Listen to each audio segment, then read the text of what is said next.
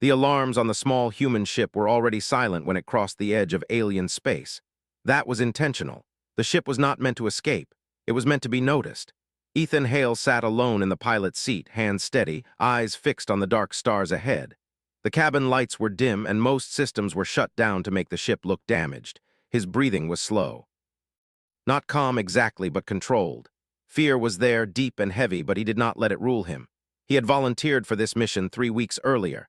No one had forced him, no threats, no tricks. The Command Council had explained the plan clearly. Humanity was losing. Colony after colony had gone dark, swallowed by the hive. The alien species did not negotiate. They did not answer messages. They did not show mercy. They arrived, consumed resources, killed resistance, and moved on. But there was one strange detail. Human ships captured by the hive were usually destroyed quickly. Crews were killed within minutes, except for a few rare cases. In those cases, a single human was taken deeper into hive space. Those humans never returned, but the hive behavior changed slightly afterward. Their attacks became more precise, more efficient. Something was learning. That something was the Queen. Ethan had listened as the analyst spoke. He had watched the recorded battle footage. He had seen the shadows moving inside living alien ships, the smooth coordination, the terrifying silence. And when they asked for a volunteer to act as bait, he had raised his hand. Now he was here. The first sign of the hive came as a distortion in space. Ethan felt it more than saw it. The stars ahead bent slightly like light passing through water. Then the alien ships emerged. Long, organic shapes, dark and alive, their surfaces pulsing faintly as if breathing. Ethan powered on his distress beacon. "This is civilian vessel Horizon Drift," the automated message repeated. "Critical damage, life support failing, request assistance." The ship shuddered as gravity shifted. Ethan was pulled from his seat, the harness snapping open as if released by an invisible hand. The walls around him softened, metal turning strange and flexible. He was dragged through the air, through the ship itself, and into darkness. He did not scream. When consciousness returned, Ethan was lying on a floor that was not really a floor. It felt warm and slightly soft beneath his back. The air smelled sharp and unfamiliar. The walls curved upward, forming a tunnel of dark organic material streaked with faint, glowing veins. He tried to move. His arms and legs responded slowly, as if gravity itself was heavier here. He sat up, breathing hard, forcing his mind to stay focused. He was alive. That alone surprised him. Small shapes moved along the walls. Drones. They were taller than humans, thin and jointed, their bodies covered in smooth armor-like skin. Their faces were featureless except for dark indentations where eyes might be. They did not touch him. They watched. Ethan stood slowly, raising his empty hands. "I'm not armed," he said aloud, though he doubted they understood spoken words. Still, humans spoke. It was what they did when silence became unbearable. The drones parted, creating a path deeper into the ship. Ethan swallowed and walked. The passage opened into a massive chamber. The ceiling stretched far above, lost in shadow. The walls pulsed with a steady rhythm like a heartbeat. At the center of the chamber was something vast, the Queen. She was not shaped like the drones. Her body spread outward, anchored to the chamber itself, a fusion of flesh and structure. Layers of armored segments overlapped across her immense form. Tendrils extended from her body, connecting to the walls, the floor, the very ship around her. She was not just inside the hive vessel. She was the vessel. Ethan's legs trembled, but he did not fall. The pressure hit him then, not physical force, but something deeper. His thoughts slowed. His memories surfaced without permission. Images of Earth, blue oceans, cloud-covered continents, a small house with a broken fence, his sister laughing as she tried to fix it with cheap tools. He gasped and dropped to one knee. The Queen was inside his mind. She did not speak in words. She observed. She measured. Ethan felt his fear exposed, stripped of its edges. He felt her touch his anger, his grief, his determination. Each emotion was examined carefully, like a scientist studying a rare specimen. Most species broke under this pressure. Humans did not break easily. They bent. They adapted. Ethan focused on one thought and held it tightly. "I chose this." The Queen's attention sharpened.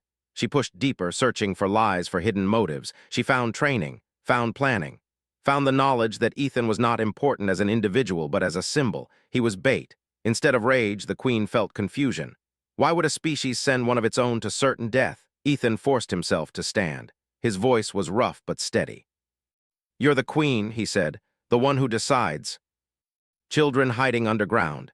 The queen showed him worlds stripped bare, stars dimmed by overconsumption, endless hunger driving endless expansion. Two truths collided. The queen had expected begging, or hatred, or submission. What she found instead was understanding mixed with refusal.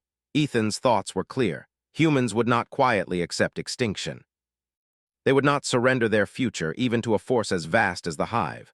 But they were not blind to suffering either. The queen withdrew slightly, her presence easing just enough for Ethan to breathe freely again. She examined his mind again, more slowly this time. She found creativity, improvisation, individual choice, traits the hive lacked almost entirely. This human was not strong in body. Not dangerous alone, but his species was unpredictable. Ethan felt the change before he understood it. He was no longer being crushed, he was being studied. The drones did not move to restrain him. No blades emerged, no lethal force followed. The queen sent a simple concept into his mind, clearer than any word. Why? Because if we don't try, he thought back, focusing every bit of will he had, we die anyway. Ethan felt invisible restraints form around his body, not painful but firm. He was lifted gently from the floor, suspended in the air. The drones retreated, merging back into the walls. The queen did not kill him. She did not release him either. Ethan realized the truth as darkness crept into his vision. He was no longer bait. He was an experiment. And somewhere far away, humanity waited, unaware that the war had just changed in a way no weapon ever could. The chamber faded, and Ethan lost consciousness under the watchful mind of the alien queen, who was already planning what to do with the human who refused to act like prey. Ethan woke slowly, his eyes adjusting to the dim glow of the chamber. He lay on the same soft, pulsing surface as before, but now the pressure in his mind felt different. It was no longer just observation, it was an invitation, though one he did not understand. The queen's presence filled the space, vast and patient, almost like the calm before a storm, yet without hostility. He pushed himself upright, testing his body. His arms and legs moved without hesitation, but his muscles ached as if they remembered the weight of some unseen force pressing against them. The air was thick, humid, yet breathable. A faint scent, hard to describe, lingered, metallic and organic at the same time, a reminder that this place was alive. The drones moved silently around the edges of the chamber. Their limbs clicked softly against the pulsing floor. They did not approach him, but they did not leave either. Ethan realized they were watching, learning, perhaps even judging. Each drone's movements were synchronized, almost graceful, yet without emotion. Every detail of his posture, every breath, every hesitant step was catalogued in ways he could not imagine. He spoke softly. I'm not your enemy, I just want to understand. Humans themselves, under extreme conditions, often responded with fear or aggression. But this was different. The queen did not act as other predators did. She was not driven by hunger or fear. She was driven by intelligence and perhaps something akin to wonder. Ethan took a deep breath. He could feel the slight resistance in the air around him, as if his mind and body were under quiet scrutiny. He forced himself to remember why he was here. Humanity was losing one colony at a time. The hive had advanced beyond anything humans had faced before. Conventional weapons did not work. Guerrilla tactics only slowed them for months, never years. Someone needed to learn how they operated from the inside. He swallowed. I volunteered. I know what I'm supposed to be, but I'm not just bait. I'm human, I think I choose. Because survival isn't just about strength. It's about choice. About refusing to be destroyed without meaning. About learning and adapting. Even against something bigger than us, even against you, we do not give up. No species had ever offered the combination of submission and defiance. Few had understood the hive as more than a threat to fight or a resource to exploit. Ethan was something different. He moved carefully toward one edge of the chamber, testing the limits of the space. The surface flexed slightly under his feet, and the drones did not intervene. He realized then that the queen did not need to hold him in place physically. She could control the flow of space, the perception of movement if she wished. But she did not. For some reason, she allowed him small autonomy. Ethan's eyes traced the chamber. The walls pulsed with veins of faint light, moving in rhythm with the heartbeat he had sensed before. The drones were everywhere and nowhere, constantly reorganizing, constantly attentive. Yet he noticed something else, a structure that appeared to be the central mass of the queen, the anchor point from which all her tendrils extended. It was massive, dark, and majestic, yet somehow alive in a way that inspired all rather than fear. I can't let fear control me, Ethan muttered, almost to himself. If I let it, I won't see what's really here. She detected the intention behind his thoughts, the refusal to submit purely out of instinct, the conscious choice to remain calm and rational despite overwhelming pressure. She was impressed in her way. Ethan sat down carefully, crossing his legs. He closed his eyes and tried to center himself. There was much to learn, much to understand. The hive's behavior had patterns, and every pattern suggested weaknesses. The drones moved with absolute unity. Communication between them was seamless, almost instantaneous. Their coordination was perfect, but perfect coordination could not anticipate everything. There were gaps, small spaces in which individual thought could influence the collective. "You're studying me," he said aloud. "I'm studying you. Maybe we're both learning something." He noticed how they repositioned themselves instantly when something changed in the chamber, but there were moments when hesitation flickered across them, brief pauses in motion that no other species would have survived to observe. The Queen noticed these moments, too. Perhaps she was aware of the subtle changes even before they occurred. Ethan focused on those pauses. They were small, almost imperceptible, but they suggested a system that could be influenced. If he could understand what caused hesitation, he could begin to form strategies. Not to destroy the hive, he had no illusions about doing that alone, but to survive and perhaps teach humanity how to negotiate, to resist, or to change the course of the war. The Queen's curiosity deepened. No human had ever been allowed to move, think, and observe with such freedom within her chamber. Most species failed the first test simply by panicking or resisting instinctively. Ethan's calm determination, coupled with his subtle defiance, was new. He was not prey. He was not a tool. He was a participant in a game she did not yet fully understand. At one point, he realized he could sense the Queen's presence in layers like ripples across water. She was massive, but the force she projected was controlled. She could overwhelm, consume, or destroy at will, yet she chose not to. She was experimenting. The idea struck Ethan with clarity. He was not bait. He was a test subject, yes, but one who might change the outcome, not just for himself, but for all of humanity. He allowed himself a small smile. "I've been prepared for death my whole life," he said softly. "But maybe what they didn't tell me is that living through this could be more dangerous." Ethan realized that her thoughts were precise, logical, and patient. She did not act on impulse. Every movement, every reaction, every interaction was calculated to maximize information. She was the ultimate observer. Ethan studied the drones again. He began to experiment. A slight shift in posture, a pause before speaking, a careful glance in a certain direction. He watched how they responded. They adapted subtly, almost imperceptibly, to his behavior. And with each adaptation, the Queen's interest seemed to grow. Hours became days, or perhaps only moments. Time was difficult to track here. Ethan's senses adjusted to the rhythms of the chamber. He learned to move without causing unnecessary disturbance. He spoke to the Queen at intervals, testing her reactions, exploring the limits of her curiosity. He did not demand answers. He did not plead for mercy. He simply engaged, observing, questioning, and learning. Eventually, a thought formed in his mind, bold and dangerous. The Queen was not just a predator. She was a strategist, and if he could understand her, he could influence her. He did not know how, but he believed that the smallest spark of human thought, human unpredictability, could ripple through her calculations and create change. He spoke aloud, softly but firmly. "You study me, I study you. Perhaps we are not so different. We both observe, we both adapt. We both learned." The hive was vast, terrifying, almost unknowable, yet here was a chance, an opportunity to turn observation into understanding, fear into strategy, death into something more. He closed his eyes, centering his thoughts. Humanity was fragile, scattered, and outmatched. But humans survived through ingenuity, determination, and the ability to inspire change, even under extreme pressure. He would test that principle here. The Queen's presence shifted again, lighter now, less pressing. For the first time, Ethan felt as though he were not merely being observed, but perhaps considered.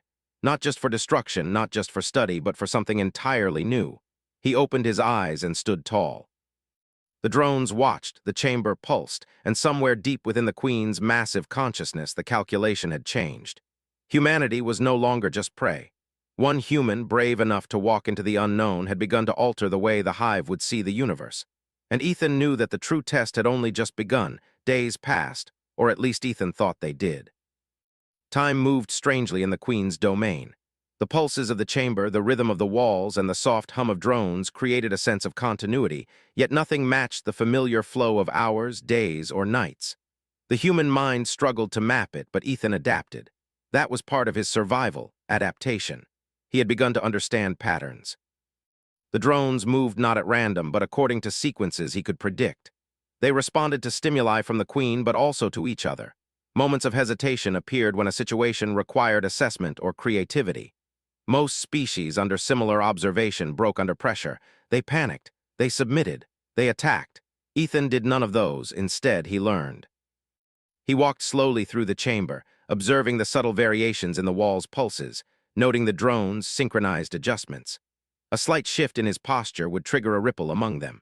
A word spoken aloud in calm tones would cause them to pause, recalibrate, and resume their pattern.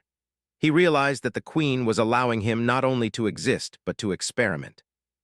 Each test, small as it was, helped him understand both the hive and the queen herself. He stopped and crouched by a tendril that stretched from the queen's massive body into the wall. It pulsed faintly, and Ethan could sense a low-level energy flowing through it, connecting the drones and the chamber. He reached out, not touching, just hovering a hand near it, careful not to trigger a response. A drone passed nearby, observing. Its head tilted slightly, and Ethan saw a subtle hesitation in its movement. The first real sign of an opening. Ethan smiled faintly. "So that's how it works," he murmured.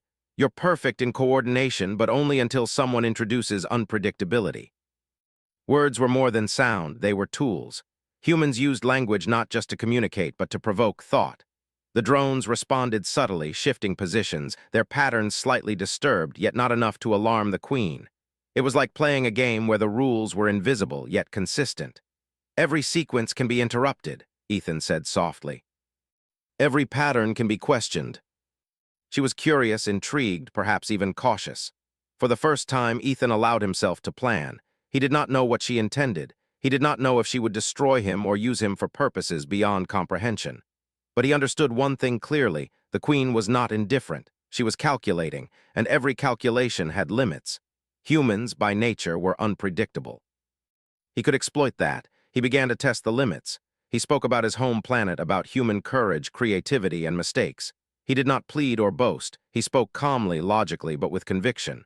"We adapt," he said. "We survive by thinking, by changing. We do not rely on instinct alone. We invent solutions." A faint shift in the chamber, a pause among the drones. Ethan pressed on. He moved closer to the central mass of the queen's body, careful to respect her immense presence, careful to stay alive. "You are powerful, vast, ancient, but even you have patterns, and patterns can be understood." Ethan realized that he was influencing the queen's decisions indirectly by affecting the responses of her collective. It was dangerous. One wrong move could end him instantly. But the human mind thrived on risk. He calculated. He adapted. Ethan began to experiment with small communication gestures, subtle movements, changes in posture, inflections in speech. Each one tested the limits of drone response, each one observed by the queen. Slowly, he introduced the concept of individuality into their collective consciousness. It was impossible to explain fully, but he planted seeds of thought. Hesitation is not failure. Observation is not disobedience. Decision-making is strength. The queen observed with silent patience. No species had ever been allowed this freedom within her domain. None had approached her not as prey, not as a weapon, but as a reasoning, thinking being. And that reasoning, that persistence, created a subtle shift. The drones began to pause longer, adjust differently, hesitate at times without immediate cause. Small disruptions, almost invisible, but enough to ripple outward. Ethan realized the potential.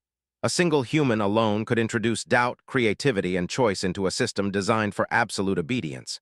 If he could continue carefully, he could teach the queen something she had never considered. Unpredictability could be valuable.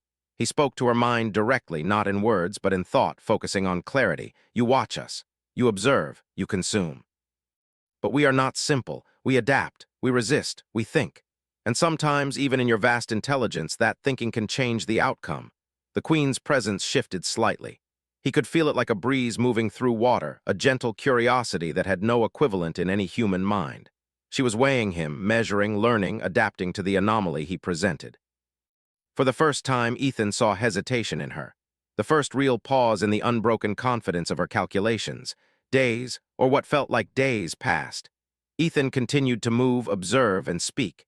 He learned the rhythm of the chamber, the patterns of the drones, the subtle flows of energy through the queen's tendrils.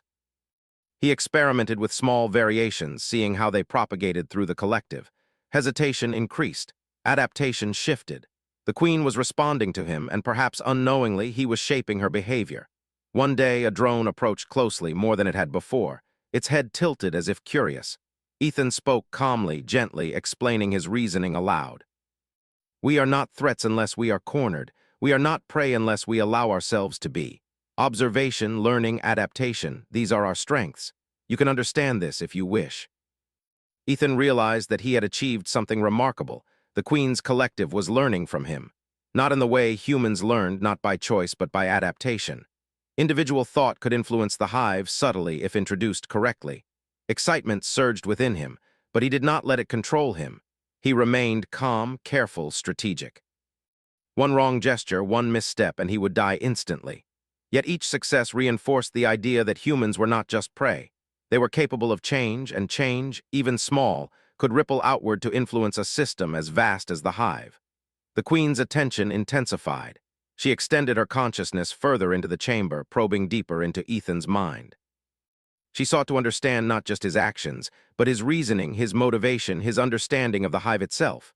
Ethan responded calmly, carefully, allowing glimpses of his thought process without revealing strategy in full. He shared principles, not tactics. Insight, not plans. Slowly, a dialogue emerged, unspoken but undeniable. The Queen learned about human creativity, resilience, and the ability to inspire subtle change. Ethan learned about hive coordination, the limits of uniformity, and the way intelligence spread through collective obedience. They studied each other without exchanging words, a mental dance across species, minds meeting in ways neither had experienced before. Ethan realized something profound. The Queen had expected compliance, fear, or defiance in isolation. She had not expected reasoning, not understanding, not moral choice. And in this gap he saw an opportunity. He could not fight the hive directly. He could not hope to destroy the Queen. But he could teach, provoke, and inspire. Change could begin not with force, but with thought. He moved again through the chamber, speaking softly, observing carefully, testing limits. Every pause, every hesitation, every subtle adjustment in drone movement was a success. Small, imperceptible, but building. Influence was growing slowly, like water seeping through cracks in rock. The Queen did not stop him. Instead, she allowed it, almost encouragingly. Perhaps she wanted to see how far a human could push, how much influence could emerge from a single mind in a system designed to suppress individuality. Perhaps she was curious. Perhaps in her own ancient way, she was learning. Ethan sat down, breathing slowly, watching the drones shift around the chamber. "You see us as prey, as tools, as patterns to consume, but we are not simple. We adapt. We think, we change, and even in the face of impossible odds, we survive." But he had begun to prove a truth that even the hive could not ignore. Unpredictability, choice, and intelligence could alter outcomes, even in the face of overwhelming power. For the first time since entering the hive's domain, Ethan felt a sense of purpose that was not tied to fear or survival alone. He had become more than bait. He had become a catalyst. And somewhere deep within the consciousness of the alien Queen, a thought began to form, one that would shift the course of the war in ways no one, human or alien, could have predicted. The test was far from over, but humanity's influence had begun. Ethan woke to a strange calm that filled the chamber. The pulsing of the walls was slower now, almost like a rhythm he could match if he concentrated. The Queen's presence had shifted subtly overnight, and he sensed that she had been thinking, observing, and calculating. The feeling was different from before. It was not merely assessment. It was consideration. He rose carefully, moving through the chamber with quiet steps. The drones were active, yet their movements were less rigid than before. Hesitation lingered in their patterns, small pauses that had never existed prior to his arrival. Ethan realized that over time, his subtle influence on their behavior had grown. What began as micro-adjustments and careful testing had started to ripple outward. The hive's collective was responding, and the Queen was noticing every change. He walked slowly toward the edge of the central chamber, his eyes scanning the massive tendrils of the Queen that extended like roots into the walls and floor. These tendrils pulsed with faint energy, each movement reflecting her awareness and the complex web of control she exerted over the hive. Despite the enormity of the creature, he felt a growing connection. He did not fear her as much now, not because she had diminished in power, but because he understood that intelligence and curiosity could sometimes be allies. Ethan spoke softly, almost as if he were reminding himself that he was not alone. "You are vast, and we are small," he said. "But even small things can create change. Patterns can be broken." It was imagination, unpredictability, and persistence. He moved carefully through the chamber, observing every detail. Some tendrils of the queen were sensitive to touch, vibrating when he moved near. He learned to avoid them, yet allowed others to influence the drone's positioning subtly. Every motion, every word, every calculated pause in breathing became part of a larger experiment. Days, though he could not measure them as humans did, passed in this manner. Ethan began to speak aloud more confidently, explaining human thought patterns, human decision-making, even simple principles of learning and choice. The drones, initially rigid, began to pause, shift, and adjust in ways that suggested new awareness. The queen was not stopping them. She was observing how far human influence could extend. One day, a drone came closer than any had before, hovering at arm's length. Ethan remained calm. "You see me," he said softly. "You watch my choices, but can you understand? Can you learn from them without fear?" Its movement was different, subtly altered, as if it had processed his words and considered them. This small success filled Ethan with cautious optimism. It proved that even within a system designed for perfect coordination, individual thought could introduce adaptation. He realized then that the queen had her own plan. She was testing him, yes, but not merely to observe human behavior. She wanted to see if he could influence her collective, if he could demonstrate the power of choice and creativity. And he had. Ethan decided to push further. Carefully, he began introducing concepts of hesitation, observation, and strategic pause into his interactions with the drones. He used subtle gestures, small variations in speech, and deliberate actions designed to provoke thought without threat. Each success was imperceptible but real. The collective was changing, learning, and adapting because of him. The queen's presence pressed lightly in response, not in anger but in contemplation. She had seen countless species, most were consumed or destroyed. Some resisted and failed. None had introduced change simply by existing and thinking. Ethan realized that he was not just surviving, he was teaching, not consciously perhaps, but effectively. Ethan paused near one of the larger tendrils, studying the flow of energy through it. He understood that the hive's coordination depended on constant feedback, rapid synchronization, and absolute obedience. Yet even here, a single mind, carefully introduced, could alter the system. He began to imagine the possibilities. If humans could spread this influence further, if they could find ways to introduce choice into the hive, they might not destroy it, but they could redirect it. "You can see patterns," he said aloud, addressing the queen directly in thought and words. "You follow them perfectly. But perfection does not guarantee survival. Change does, adaptation does, choice does." Hours passed in careful experimentation. Ethan noted every response, every hesitation, every subtle change in the drone's behavior. Each small success emboldened him to continue, to push the limits of influence. He did not speak of rebellion or conflict. He spoke of principles, patterns, and possibilities.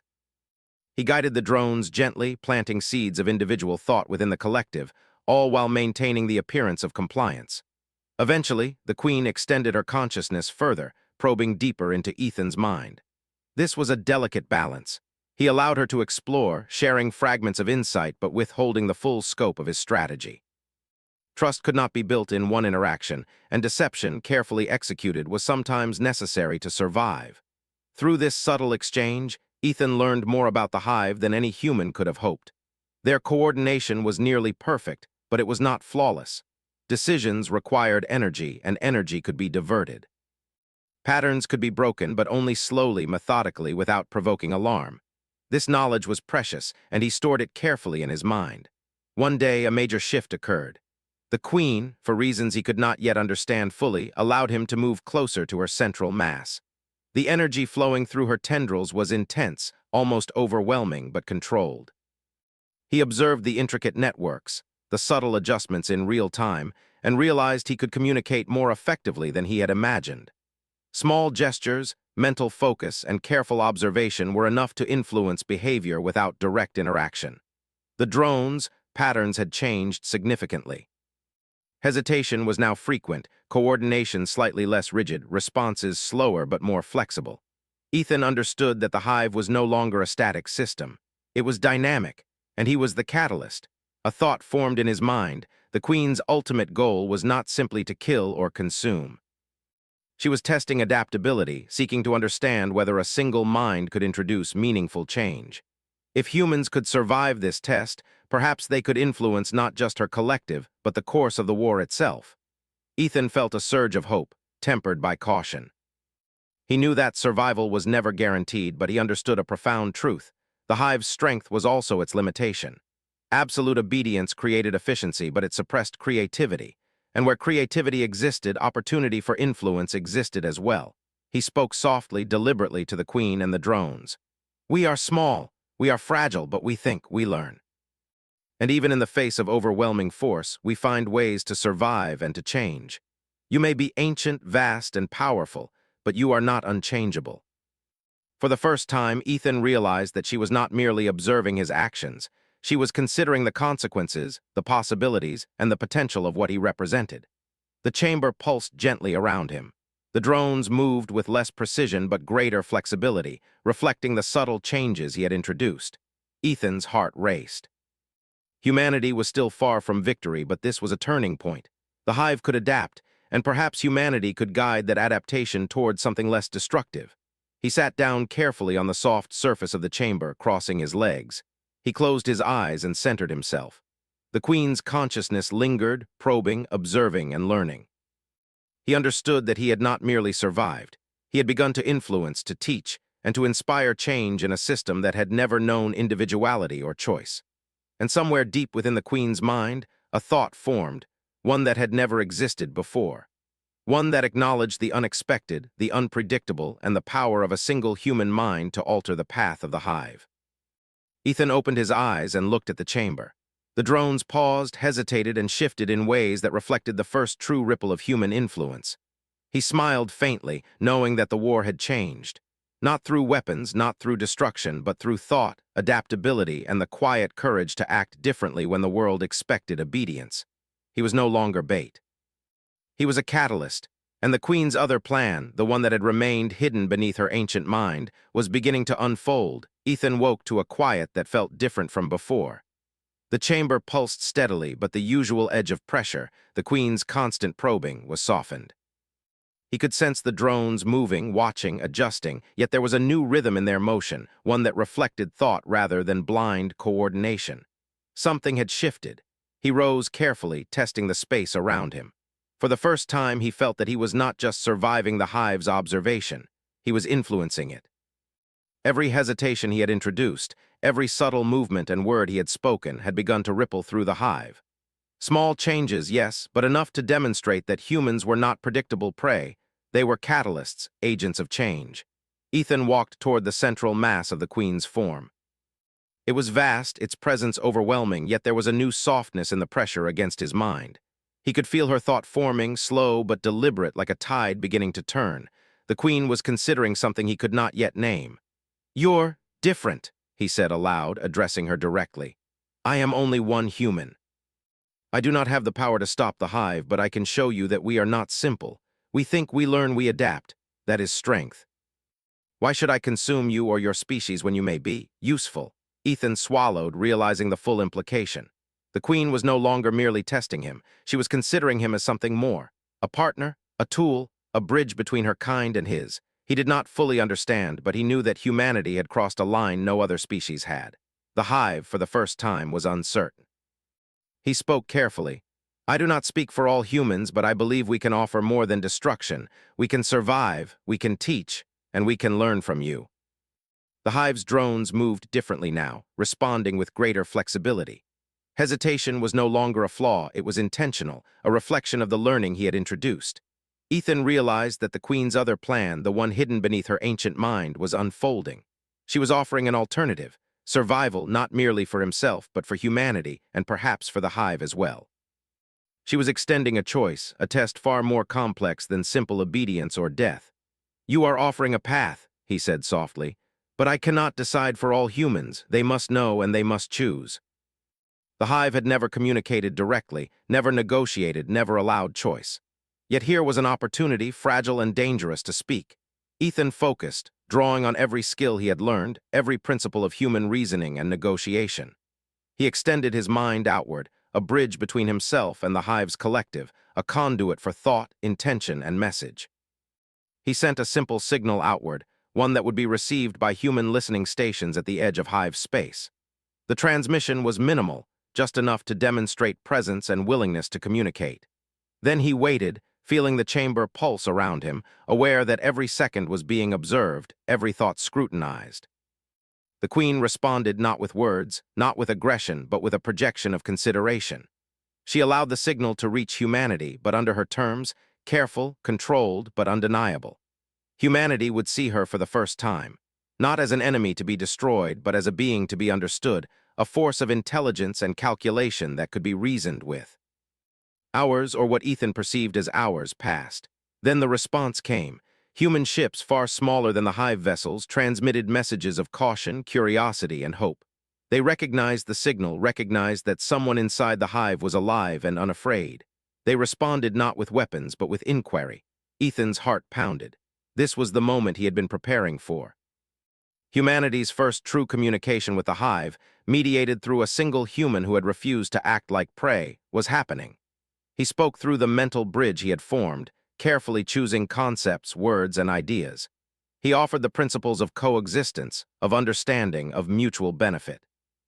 The hive's response was subtle, reflected in the movement of drones, the soft pulse of tendrils, and the slow reconfiguration of the queen's presence. She was listening, truly listening, not as a predator calculating consumption, but as a strategist considering adaptation. Her ancient mind began to map the possibilities that Ethan represented. Survival without annihilation, learning without destruction, influence without immediate violence. Days passed in careful dialogue. Ethan remained in the central chamber, his mind intertwined with the queen's, his words forming pathways for communication between species. He observed the drones, taught them small concepts, and watched as they adapted. Hesitation became choice. Coordination became flexible. Observation became understanding. The queen revealed more of her thoughts, subtle at first, then more pronounced. She showed him the hive's history, cycles of consumption, extinction, and adaptation. She revealed her calculations, her strategies, her endless pursuit of survival. Ethan listened, absorbing the knowledge, yet always careful to maintain his own perspective. Humanity's values were different. Choice mattered. Life mattered. Understanding mattered. "You have underestimated humans," he said aloud at one point. "Not because we are strong or fast, but because we think. We can teach and learn, even from something as vast as you." Ethan realized that she was acknowledging the truth of his words, recognizing that humanity's unpredictability and intelligence were valuable beyond the immediate capacity for resistance or destruction. It became clear that a fragile alliance was forming, though neither side could call it that yet. The hive had never tolerated negotiation. But the queen's curiosity, guided by Ethan's influence, created an opening that had never existed before. Humans were no longer simply prey. They were participants in a dialogue that could reshape the conflict entirely. Ethan continued to build the bridge. He shared principles of collaboration, caution, and observation. He spoke of human ingenuity, of how small, thoughtful actions could ripple outward to change outcomes far beyond immediate control. The hive, through the queen, responded in kind, adjusting coordination, learning from the anomalies he introduced, and considering possibilities that had never existed. He understood that this was only the beginning. Humanity's survival depended not on destruction, but on understanding and influencing a species vastly more powerful. The queen, for the first time in centuries, was willing to consider that survival might not require annihilation of others. She was willing to learn. Finally, after what felt like an eternity, the queen made her decision. She allowed Ethan to move closer to her central mass, to observe her fully, and to witness the true scale of the hive. The vastness of her presence was overwhelming, but it was tempered with a new element, recognition of humanity's potential. "You have changed my calculations," Ethan said softly, knowing she could sense his thought as clearly as his words. "I cannot speak for all humans. But I can show you that choice matters, that cooperation is possible, that survival does not require destruction." Ethan understood that humanity's role in the hive's existence had shifted.